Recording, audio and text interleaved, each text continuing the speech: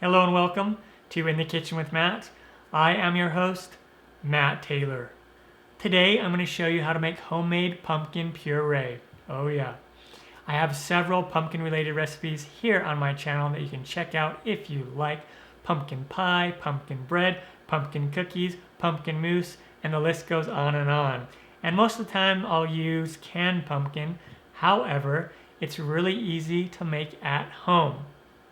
And all you need are pumpkins. And there are specific types of pumpkins that work the best. These are called pie pumpkins. A lot of times they're also called sugar pumpkins, and there's a couple other varieties. And most of the time they are going to be smaller, like this. You can pretty much use any pumpkin, even the big ones that you carve, but the puree doesn't wind up tasting as good, and it doesn't blend up as nicely either. It's super easy to make. If I can do it, you can do it. Before we move on, make sure to subscribe to my channel and hit that notification bell so you don't miss out on any of my new videos. Let's get started. Down below in the description, you'll find a list of the ingredients and their amounts, but it's just one ingredient, so you can probably remember that.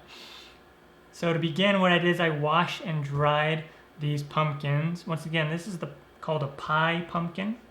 And also preheat the oven to 350 degrees Fahrenheit or 176 Celsius. And the heat doesn't have to be exact. You could even go all the way up to 400 degrees Fahrenheit if you need to, because it'll bake them a little bit quicker. And so what we're going to do is, after you wash them, is we want to put these on their side and cut off the top here. Now it's kind of like wibbly like this, so you can just hold it in place if you want, or what we can do is scrape a little bit of this off. And so it makes it more sturdy.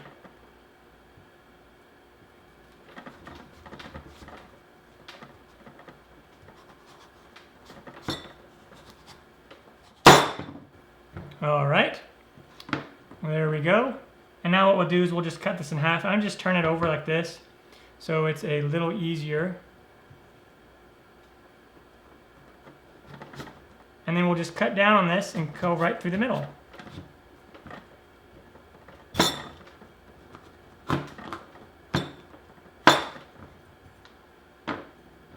Okay, and let's just scrape out the insides along with the little string.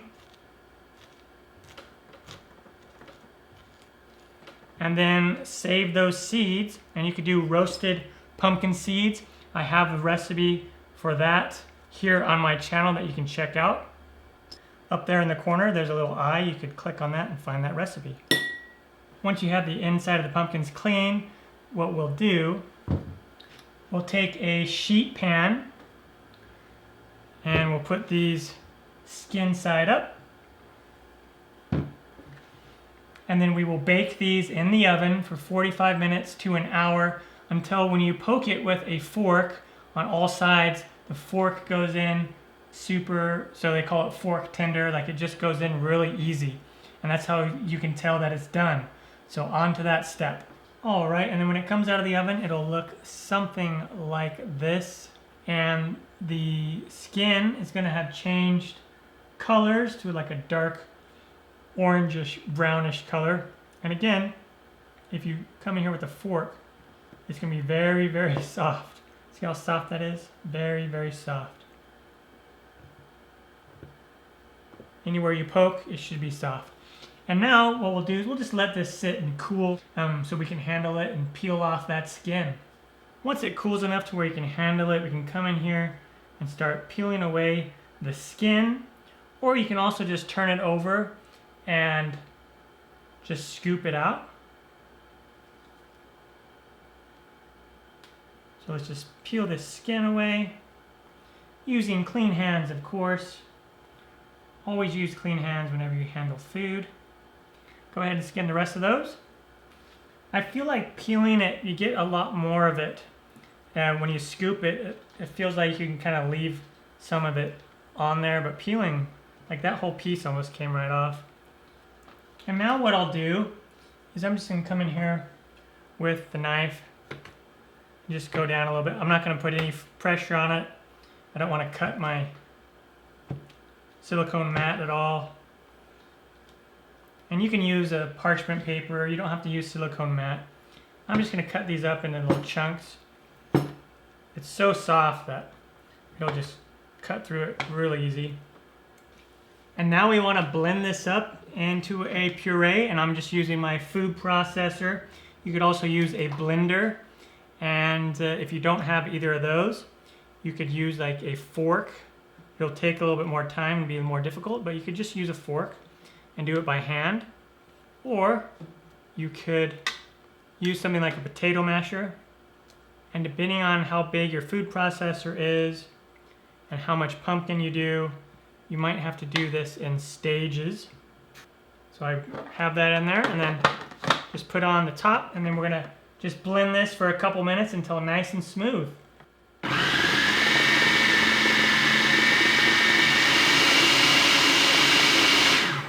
And sometimes it doesn't even take a couple minutes. It might even just be a minute. Wow, yeah. And here's what it looks like in the food processor. Awesome. And now I'm just gonna put it in this bowl, Pyrex bowl, because I have a lid for it. Nice, fresh pumpkin puree. It smells really good. Okay, that's good for now. I'm gonna blend up those other ones. So I can put a lid on that bowl and then put it in the fridge where it will last for about a week. Or you could put it in Ziploc freezer bags and put it in the freezer where that puree will last 5 to 6 months. So it makes sense to do a whole lot of this up front at once, and then you can supply yourself with a lot of fresh puree for the next few months to handle all of your pumpkin puree needs. Awesome.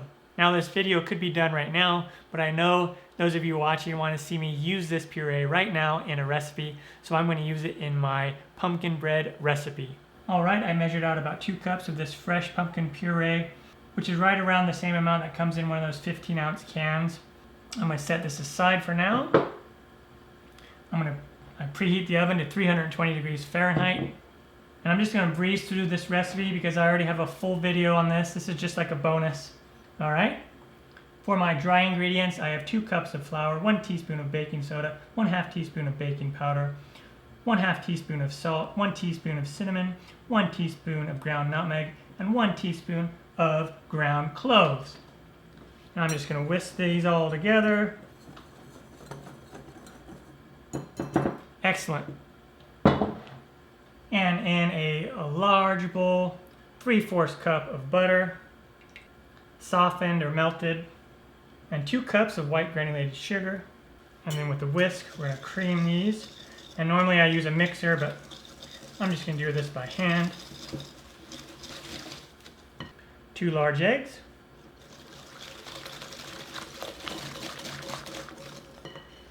Fantastic.